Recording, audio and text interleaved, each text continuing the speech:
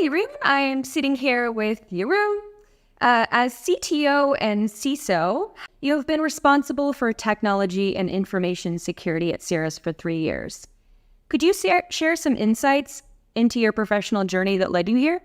Sure. Yeah, I have hobby I had programming as a hobby as a kid, and then studied physics with a lot of computer stuff as well, especially in nuclear physics.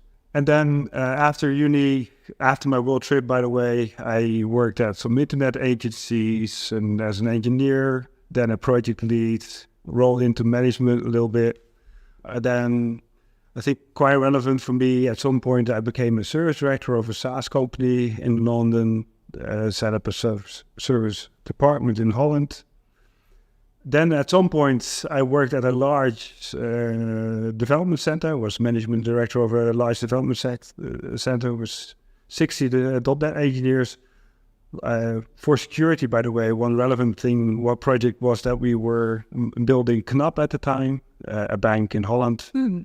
Learned quite a bit there. And then after I left there, that was all on projects. I wanted to go back to a product company, worked at a little independent software vendor like Cirrus for the e-learning for healthcare, got taken over, ended up as the educational publisher, helped with the digital transition there. And at some point, I actually, was actually asked by a colleague of mine if I would want to help out Vegard, who he was actually having a golf vacation with, and had talked about how he wanted to bring his company to the next level. Yeah, nice. Awesome. So upon joining Cirrus, what did you identify as the most pressing issue that needed immediate attention?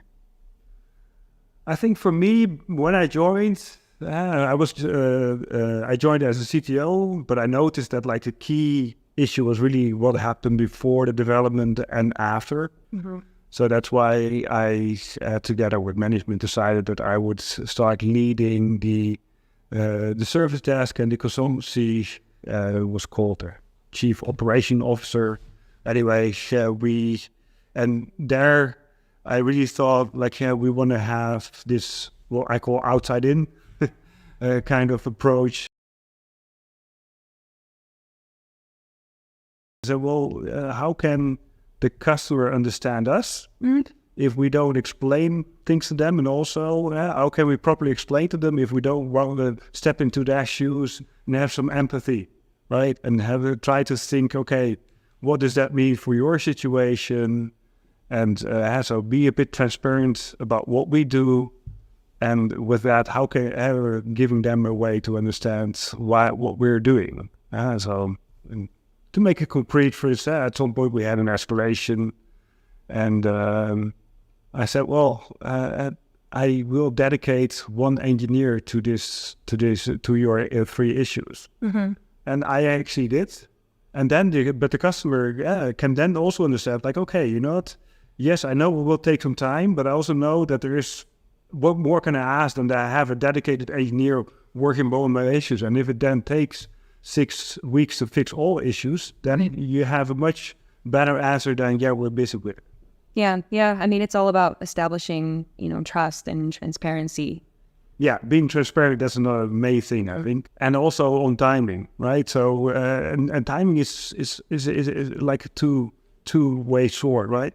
So, on the one hand, you cannot just be fast in everything. But what we said to the customers, hey, if something is important, we're going to be fast for you. But we're going to be fast for you, and that's maybe transparent, if we are less fast in things that do not matter that much. But we want to be transparent about that, so we can discuss those things. And the other part is really the firm belief that if our customers are successful, then that leads to us being successful as a company. Beyond addressing the initial concerns and launching the customer success platform, what other enhancements have you spearheaded within Cirrus? Yeah, quite a few. And to be honest, I think most of them were actually about information security.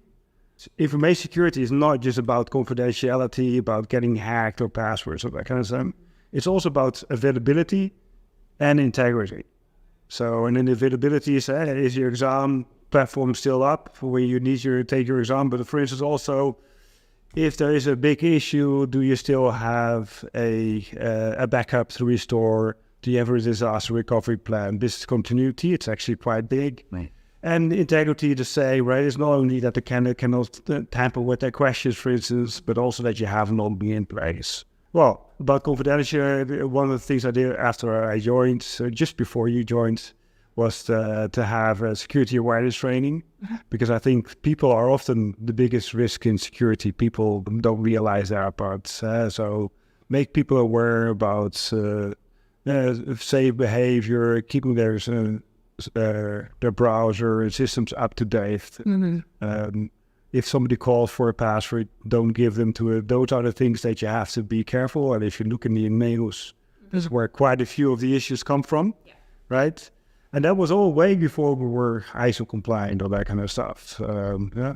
And I think the other focus point back then was really on availability, right? We have then improved our capacity planning together with some customers. We had active monitoring in place with some early alerts so that we could rectify situations before they became an issue.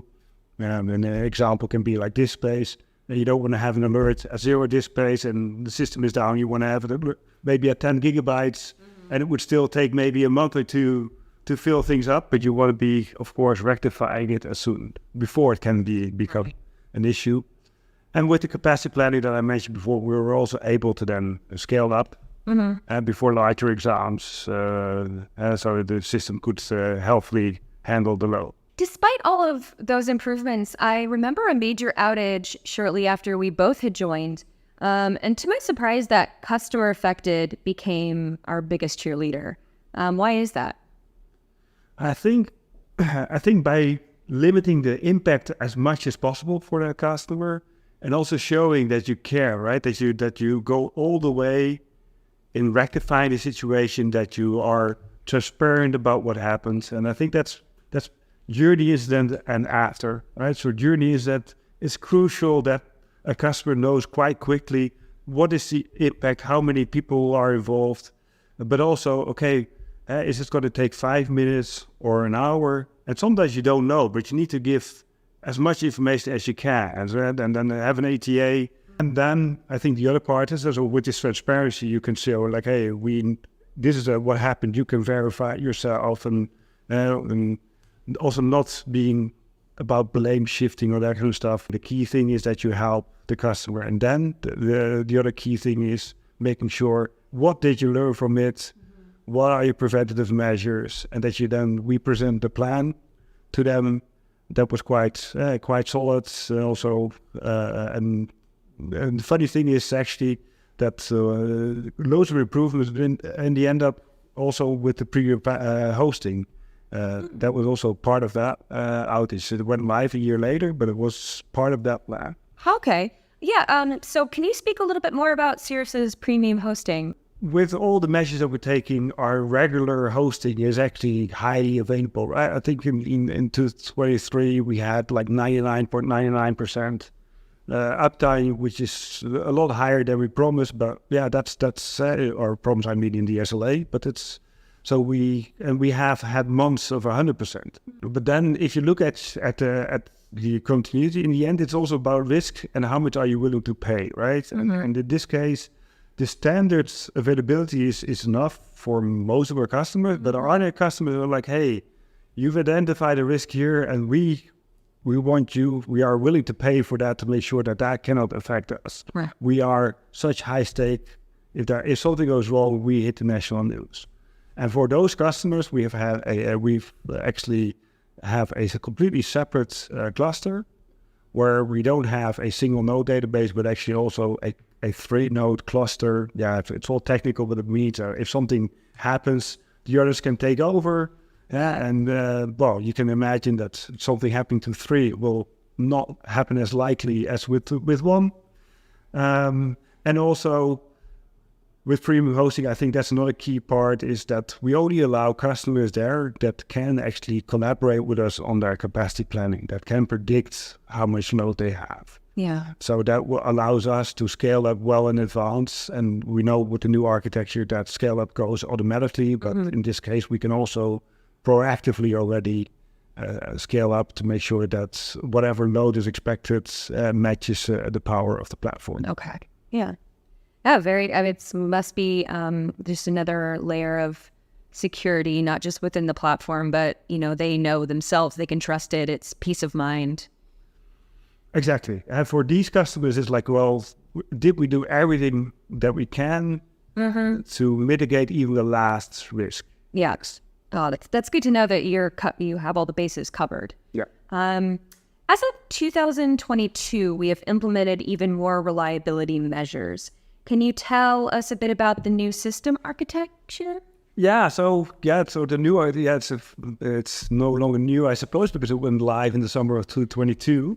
But basically, we completely renewed all our hosting of the platform, and that brought many benefits, right? So it's fully redundant and also self-healing. What does it mean? That you have everything, you have at least two of them. If one goes down, the other can still take over. And that also happens, self-healing means that happens automatically.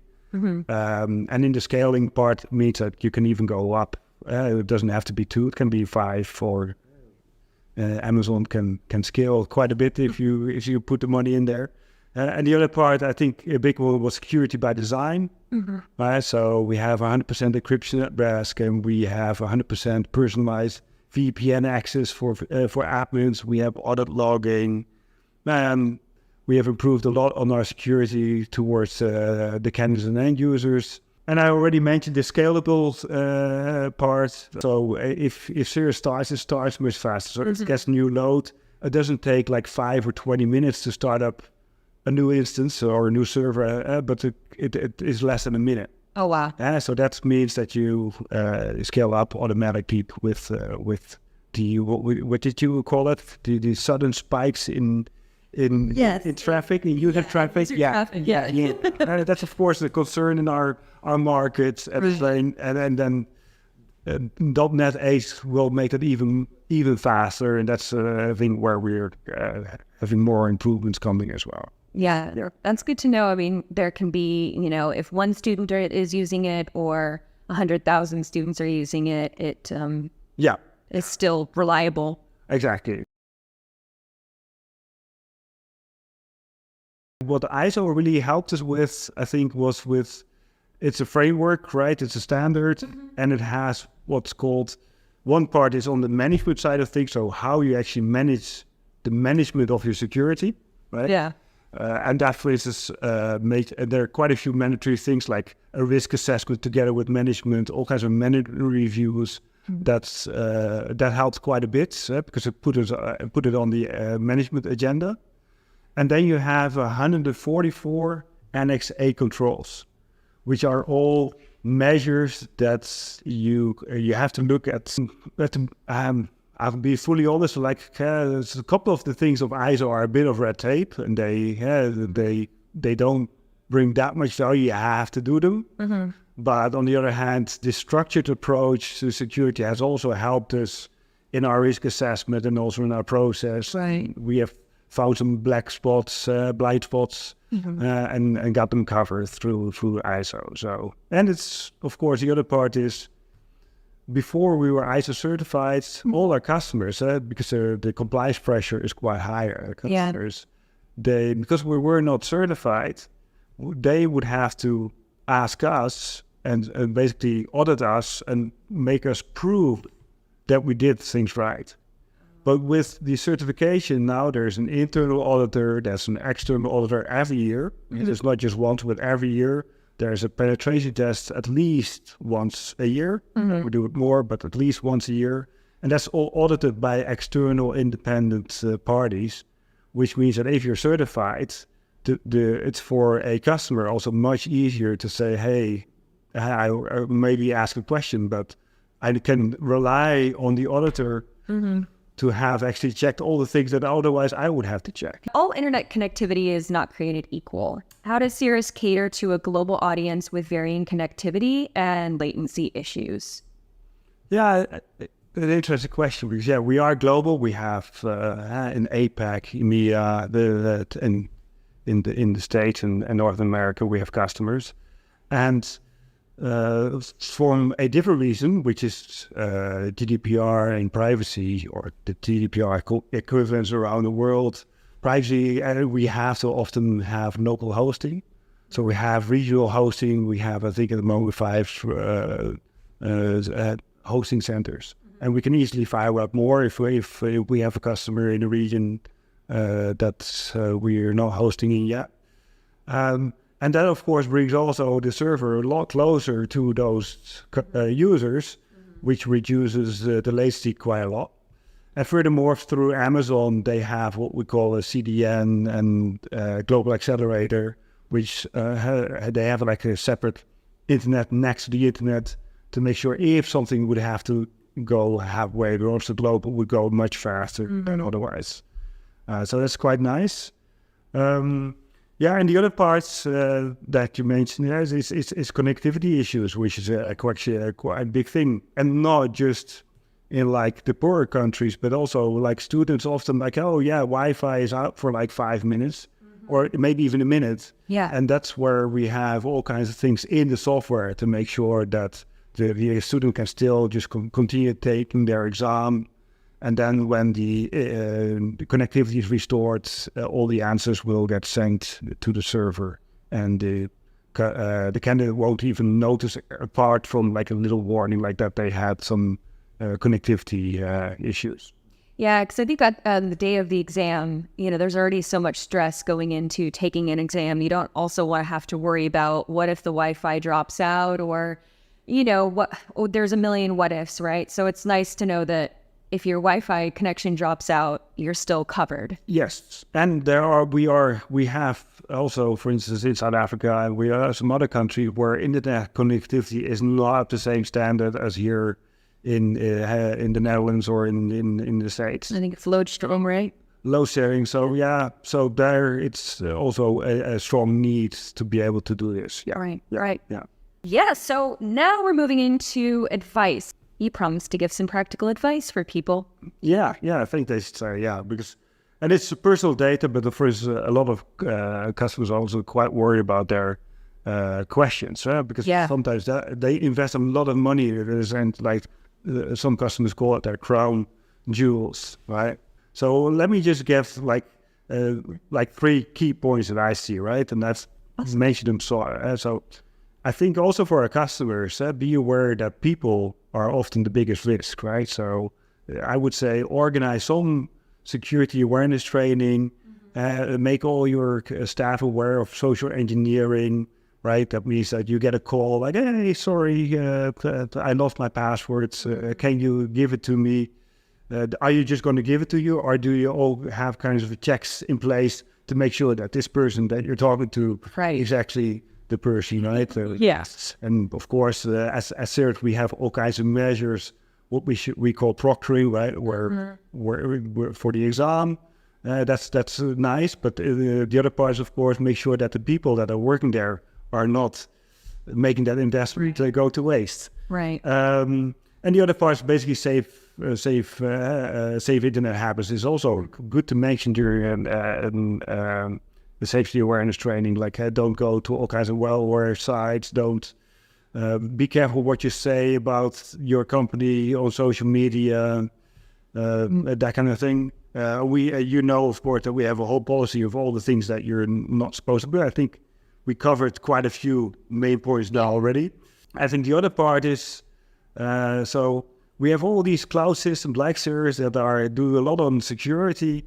But then often what we see as a weak point is that the browser, and the system that you use, or your laptop in this case, right, is not kept up to date. And there's a whole world of people looking after, like hackers, trying to breach all the measures. So keeping your browser up to date, keeping your software up to date, and that's what you said by right. That we keep nagging about that. Yeah, because it reduce the time as well, right? So if there is a 0 day, as they call it, make sure that everybody in your staff that's working with it, make sure that that they update or install the security updates.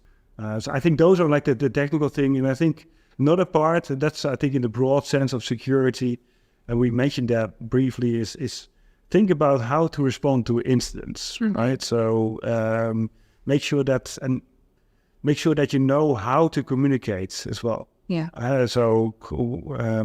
For instance, if you inform your candidates beforehand, before the exam, when they're like, okay, if something happening, go to this site, Right. or you can go to this WhatsApp group, and the Cirrus has, of course, also some measures that you, as what we call an invigilator or proctor in American English, that you can then send messages to candidates, but make sure that people are aware of that before you have the incident. Right. And also, by the way, make sure that the users of Cirrus in your staff know how to use this messaging functionality, right? Yeah. Often, and what we do, for instance, in our incidents is that we have some prepared text as well, so that you don't need to think about what to say. We already have some prepared text, so it makes it easier for the people that are inside the incidents. So, and you can use the features of Cirrus, but the important thing is that you've thought about it. Other means can work just as well. Right. If all your candidates are in teams might work, and you don't use them well, but have a think about that response. Right. That's key, I think. Oh, great. Thank you so much for the advice. I'm very proud of what we achieved so far, but there are always things to improve. I think I've briefly mentioned it already. So after now 3 months of testing in January 2024, if all goes well, we should go live with .NET 8, which is the latest version released by Microsoft. And we have lots of other projects, but I've handed those over into the safe hands of both my predecessor and my successor, which is Vlad Ogaj, who is very well known to quite a few people at Cirrus, because he was actually the engineer that started developing Cirrus together with Vegaards all the way back in 2013. Wow. Yeah. Well, we're going to miss you a lot, and safe travels and adventures. But thank you so much for sitting down with us. And we look forward to seeing what Vlad has to bring, and we're very grateful for you. Thank you so much. Thank you for this opportunity. Yeah, of course. I'm very proud of what we achieved, and I won't mention all the names, but the team has worked very hard the last 3 years, and I'm very proud of them. And also seeing that it was for me actually a good time to also hand over, because things are in place, and there's a good team working and a nice software solution working as well. Yeah. Thank you so much, Jeroen. Thank you very much. And good luck.